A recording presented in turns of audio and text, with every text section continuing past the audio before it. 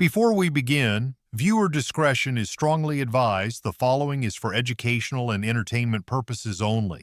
On a sweltering spring day in a Manhattan federal courtroom, Ashton Kutcher, known to millions as a charismatic actor, lovable on-screen prankster, or sharp tech mogul, stepped into an entirely different role, a witness in the high-profile trial of Sean "Diddy" Combs. Facing a litany of grave charges, including sex trafficking and organized abuse, Combs sat at the center of one of the most shocking celebrity cases in recent memory. Kutcher, once part of Diddy's elite Hollywood circle, had no option but to testify. As he took the stand, the courtroom fell silent, bracing for what was to come. What Kutcher revealed was a stunning confession that left the room reeling, a tale of betrayal, hidden truths, and a moment that could reshape public perception. The trial, already rife with explosive disclosures, took on a new intensity on its ninth day when Kutcher was called to testify. Unlike his usual red carpet entrances, there was no glitz or glamour here. He entered the courtroom visibly uneasy, his tie knotted tightly, his forehead glistening with sweat, his gaze darting as if searching for an escape. This was no scripted scene. This was testimony under oath. For weeks, speculation had swirled about Kutcher's connection to Combs. Old photos, shared business ventures, and nights of revelry had resurfaced after Diddy's arrest, despite efforts by Kutcher's team to downplay their ties. But the prosecution had uncovered undeniable evidence. Kutcher's name appeared in emails, guest logs, financial transactions, and, most critically, in several videos recovered from Combs' estate. "Ashton Kutcher," the prosecutor began. "Do you recognize this image?" A grainy photo appeared on the screen, showing Kutcher, his shirt slightly open, a drink in hand, laughing in a dimly lit room alongside blurred figures. "Yes," he replied, his voice catching. "That's from 2009 at Diddy's White Party." This admission was only the beginning. As Kutcher's testimony unfolded, the polished image he'd cultivated over years began to crack. Speaking with a measured tone that betrayed a slight quiver, he described his past with Combs. "We were friends," he said. "I admired him, but I saw things I overlooked." Kutcher recounted the formation of what was dubbed the New Hollywood Rat Pack, a group that included himself, Combs, Danny Masterson, and Wilmer Valderrama. What started as casual partying evolved into business dealings and, eventually, something darker. "There was a shift," Kutcher explained. "What began as private gatherings turned into what I'd describe as orchestrated events. I didn't question it enough." When pressed by the prosecution about witnessing illegal activity, Kutcher hesitated. "I didn't realize what I was seeing back then," he said. "I keep telling myself that, but I understand now." He revealed that Combs employed a separate team to manage these events, confiscating phones, guiding guests to specific areas, and requiring non-disclosure agreements, NDAs, on the spot. Kutcher admitted he, too, had signed several NDAs over the years. "I thought it was just how things worked," he said. "Everyone signed them." Then came the audio recordings. The courtroom fell silent as the prosecution played a clip from a 2013 party at one of Combs' residences. Amid the sounds of music and chatter, Kutcher's voice cut through. "We shouldn't be recording this," he said, his tone uneasy. "This is too much." Another voice, unidentified, responded, "Chill, it's all handled. They signed already." The prosecutor fixed her gaze on Kutcher. "Who are you talking about?" she asked. Kutcher's eyes flicked toward Combs, who sat expressionless at the defense table. After a pause, he answered, "Guests. Some were models, others weren't. They didn't know what they were walking into." By the end of the first part of his testimony, Kutcher's words had shifted the narrative. This wasn't just about Combs, it was about a culture of complicity, a system that rewarded silence and sidelined those who dared to question. Kutcher, once a willing participant, was now attempting to redefine himself as someone seeking accountability. As the testimony stretched into the afternoon, Kutcher delved deeper into the years of the so-called New Hollywood Rat Pack. "It was me, Diddy, Danny Masterson, and Wilmer Valderrama," he said. "We called it a brotherhood, but looking back, it was more like a machine." He described events that once seemed glamorous, Private jets whisking them to hidden estates, all-night parties, and sprawling mansions with no sense of time. But in the courtroom, those stories took on a darker hue. There were rooms at those events only certain people could enter, Kutcher explained. You needed approval. When pressed about who granted that approval, he admitted, I never asked. The prosecutor pushed further. Had he witnessed anything illegal or exploitative? Kutcher exhaled heavily. Not directly, he said, but I heard things, rumors I dismissed. I laughed them off, told myself they weren't true. He recounted a specific memory from a 2012 yacht party hosted by Combs. A group of young women, mostly models or influencers, was introduced. Diddy said they'd all signed agreements, that it was safe, Kutcher recalled. I laughed along. I shouldn't have. He spoke of how the Rat Pack's dynamics changed over time. Danny got more intense, he said of Masterson. Paranoid, controlling. He and Diddy were tight back then. The court then viewed footage from the 2009 White Party, co-hosted by Kutcher and Combs. That was my concept, Kutcher confessed. We pitched it as a charity event, but behind closed doors, it was something else entirely. He admitted to keeping secrets as his career soared. In Hollywood, you learn when to stay quiet, he said.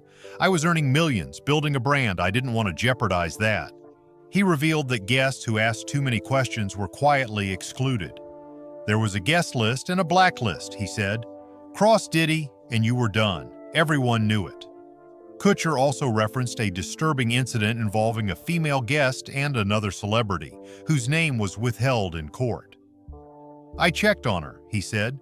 She told me they said not to talk. That stayed with me. His voice wavered as he continued, eyes glistening. I'm here because I was part of that world. I saw enough to know something wasn't right, and I didn't do enough to stop it. The courtroom sat in stunned silence. The man long seen as a charming, tech-savvy star was now exposing a hidden side of Hollywood few dared to confront, and the revelations only grew darker. Kutcher's testimony turned to the term freak-off, a phrase whispered in industry rumors but now laid bare in court. What's a freak-off? The prosecutor asked. Kutcher hesitated. It was an event Diddy threw, he said. Exclusive, private, phones were taken, sometimes guests were blindfolded. It was made to seem like performance art, but it wasn't. Not really. He recalled his first invitation in 2005. I thought it was just a themed party, he said. I brought a date. Within half an hour, I knew I'd made a mistake. While he avoided detailing everything he saw, he described an unsettling scene. Hidden cameras, people who looked scared, rooms you didn't enter unless someone gave you the nod. The prosecution presented evidence from a seized laptop where Kutcher's name appeared on a digital guest list marked green light. That meant I was trusted, he explained. I don't know why, but it meant I had access to everything. He described signing NDAs, not just for guests, but for entertainers, security, and even caterers. The one I signed in 2010 was 28 pages, he said. I signed it without question. Kutcher explained the difficulty of walking away. It's not just leaving a party, he said. It's leaving a network, a power structure. He recounted a moment in 2014 when he tried to step back. I told Diddy I was out, that it wasn't for me, he said. He told me, you don't quit. You're either in or you're out for good. That same week, Kutcher said 3 investment deals inexplicably collapsed. A friend called and said, you made someone nervous. Kutcher's final admission was chilling. I was scared, he said, not just for my career, but for my family. Diddy had influence. He didn't need to yell, just stop taking your calls. That was enough to ruin someone. As the court recessed, the weight of his words lingered. No one moved. For the first time in years, Ashton Kutcher was speaking openly, confronting truths he'd long avoided. When the session resumed, the focus shifted from parties to the financial underpinnings of the lifestyle Kutcher and Combs had built. This wasn't just about what happened behind closed doors, it was about the money that made it possible. Kutcher, celebrated as a shrewd investor bridging Hollywood and Silicon Valley, had long been tied to Combs through business ventures that fueled their world. As Kutcher detailed the intricate network behind the scenes, a troubling pattern came into focus. Many of his business ventures intersected with individuals now entangled in the fallout of Combs' scandal. Around 2009, I started branching out beyond acting, Kutcher explained. Diddy introduced me to influential figures, fund managers, startup founders, people even top venture capitalists couldn't reach. He described how Combs connected him to a world of global financiers, brand strategists, and nightlife tycoons. They weren't just hosting parties, he said, they were building empires from them. These operations included branding agencies posing as nightclubs and investment firms masked as lifestyle platforms, blending marketing, data collection, and recruitment into a single machine. One name surfaced repeatedly. An anonymous investor linked to several of Kutcher's projects, later revealed to have ties to Combs' international business ventures. Financial records presented in court showed substantial payments labeled vaguely as consulting or event services, with transfer dates often coinciding with Combs' infamous private gatherings. Kutcher admitted to signing on to shell companies without fully grasping their purpose. They said it was to safeguard intellectual property, he recalled. Now I think it was to conceal who was really behind the money.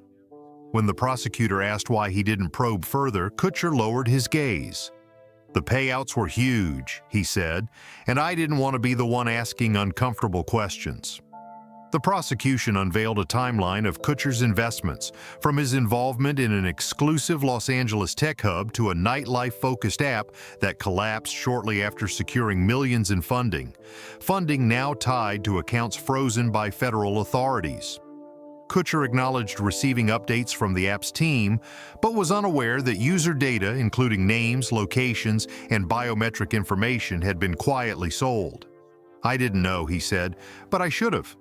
He recounted a disturbing moment in 2016 when a Combs associate pitched him on a new app meant to connect talent with producers. One slide detailing discrete background checks and personality profiling unsettled him. I passed on that deal, he said. Kutcher's testimony painted a picture far beyond reckless parties. It revealed a sophisticated system where Hollywood glamour masked darker motives.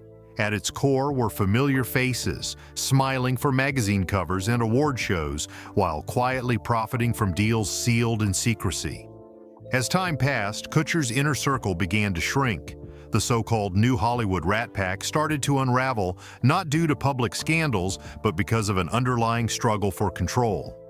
After 2014, things shifted, Kutcher said. Danny Masterson grew more paranoid. Wilmer Valderrama pulled back. Whispers started circulating. He wasn't just talking about tabloid rumors. According to Kutcher, some close to the group began quietly stepping away, not out of moral conflict, but out of fear. One friend stopped coming to events, he said. We thought he was just exhausted. Then he called me and warned, "You know too much. Get out." Kutcher described how his own attempts to distance himself from Combs' world had consequences. After declining invitations to certain events, investments, and dinners, he noticed a change. Projects that were approved suddenly stalled, he said. PR deals fell apart, and executives stopped returning my calls. It was like being silently pushed out, Kutcher said, describing the subtle but deliberate isolation he experienced. He recounted a disturbing moment in early 2017 at a charity gala where he crossed paths with Combs. He gave me a hug, said I'd been missing out, then leaned in and whispered, "Be careful about what you don't recall." That stuck with me. Not long after, Kutcher received an unmarked envelope at his office containing a USB drive.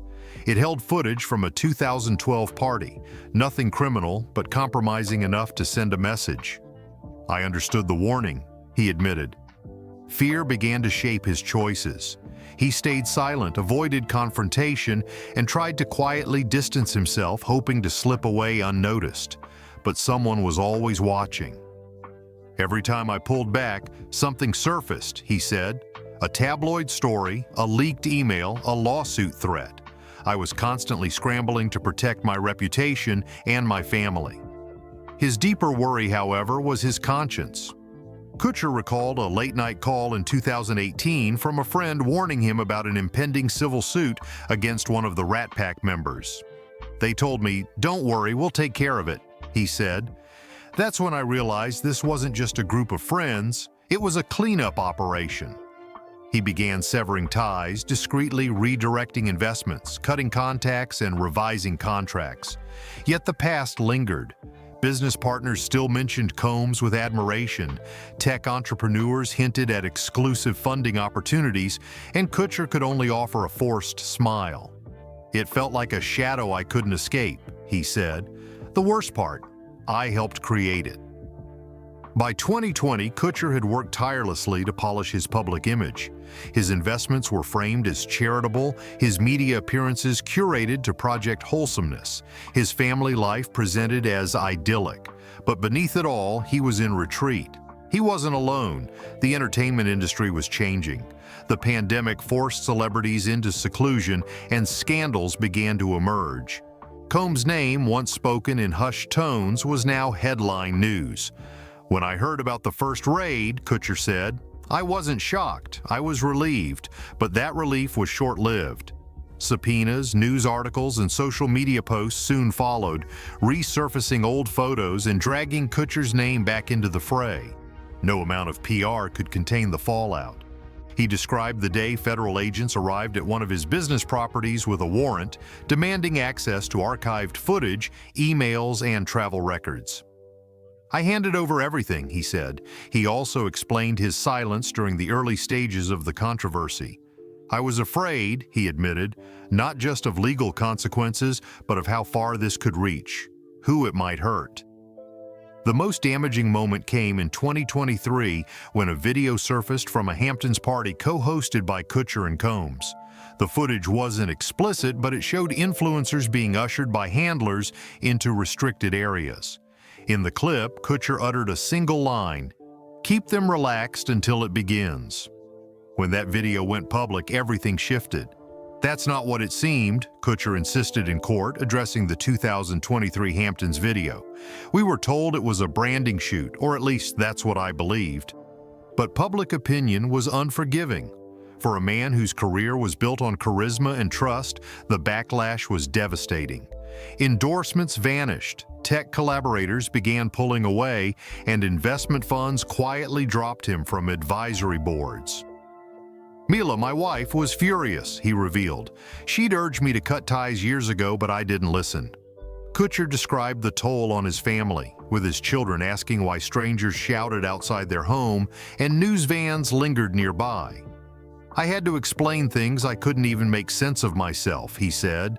His downfall wasn't a sudden collapse, but a slow unraveling. A Hollywood star once deemed untouchable, watching his empire erode, not for his actions, but for what he failed to acknowledge and stop. As the testimony turned to Danny Masterson, someone Kutcher once called a brother, the courtroom's atmosphere shifted. Masterson's conviction was well known, but Kutcher revealed the depth of his role in their circle and the lengths taken to shield him. "We came up together," Kutcher said. "We shared everything. Projects, parties, even investors." He explained how their time on That 70s Show extended beyond the set, forming a network where Masterson's Scientology ties, Kutcher's tech ventures, and Combs' influence in fashion and music merged into a powerful alliance designed to suppress any dissent. "People don't realize how it worked behind closed doors," Kutcher said. When Masterson faced his first accusations, it wasn't just attorneys who stepped in, it was a web of favors called in across industries. "I saw it unfold," he admitted. He recalled a troubling dinner in 2017 in the Hollywood Hills, just before Netflix removed Masterson from the ranch. "There were executives, producers, a few artists, and one of Diddy's lawyers," Kutcher said. "The talk wasn't about guilt or innocence, it was about keeping things quiet." Court documents revealed a series of emails between Kutcher and his team where he offered to manage Masterson's public image. "I thought I was supporting a friend," he said. "I didn't see I was helping bury the truth." The prosecution presented a 2018 memo from a PR firm Kutcher hired, outlining a strategy to flood search engines with positive stories about himself, Combs, and Masterson. The plan involved celebrity endorsements, red carpet events, and discreet donations to women's charities, all timed to align with key legal developments. I was terrified of the public turning against us, Kutcher confessed, so I became part of the distraction. He paused before sharing one of the most unsettling revelations. In 2019, Danny called me, panicked, he said. He warned that if things went bad, he'd bring others down with him. When I asked who, he just said, "You know who's behind the money." I understood. Everyone in that circle did. It was clear to the courtroom. This wasn't about Kutcher being in the wrong place at the wrong time. He had been close enough to see the system's inner workings. He was now exposing how silence was purchased and how it nearly consumed him. Kutcher described what he called the cleanup crew, not a single group, but a coordinated strategy. It was fixers, drivers, private medics, publicists, legal teams, he said. You'd walk into chaos, and by morning it was like nothing happened. People were paid, stories were buried, sometimes even memories. He recounted a 2015 incident at an overseas event where a guest suffered a medical emergency. A security team whisked her away, and by dawn, the room where she'd been found was transformed. I saw the plans, Kutcher said. They covered the walls in mirrored glass like it never existed. Kutcher described a system of silence built on 3 levels: payments to keep quiet, job opportunities to ensure loyalty, and exclusion for those who didn't comply. Some got a new car, others landed a role in a series, and some were just erased from the guest list, he said. Court records revealed that Kutcher had authorized payments through one of his LLCs to a media consultant who, coincidentally, also handled damage control for a Combs-led fashion campaign during the same period. When asked why he participated, Kutcher's response was stark. "I didn't know how to break free." By 2021, he began quietly untangling himself from Combs' network, cutting ties with associates, shutting down inactive companies, and even wiping a decade's worth of photos from cloud storage. But the harder he tried to retreat, the more his silence was scrutinized. "Ever tried erasing a piece of your life?" he asked. "The problem is, someone always keeps a copy." He shared a disturbing incident from early 2022 when his wife, Mila Kunis, received a cryptic message. A photo of her with their children, paired with a line from a contract she'd never seen. It wasn't an overt threat, Kutcher said. It was a reminder that even if you leave the circle, it never leaves you. His voice grew heavy as he explained why he was finally speaking out. "I was exhausted from hiding myself," he said. "The longer I stayed silent, the more I became like them." Kutcher paused, sitting motionless, as if grappling with the weight of Day 9's testimony.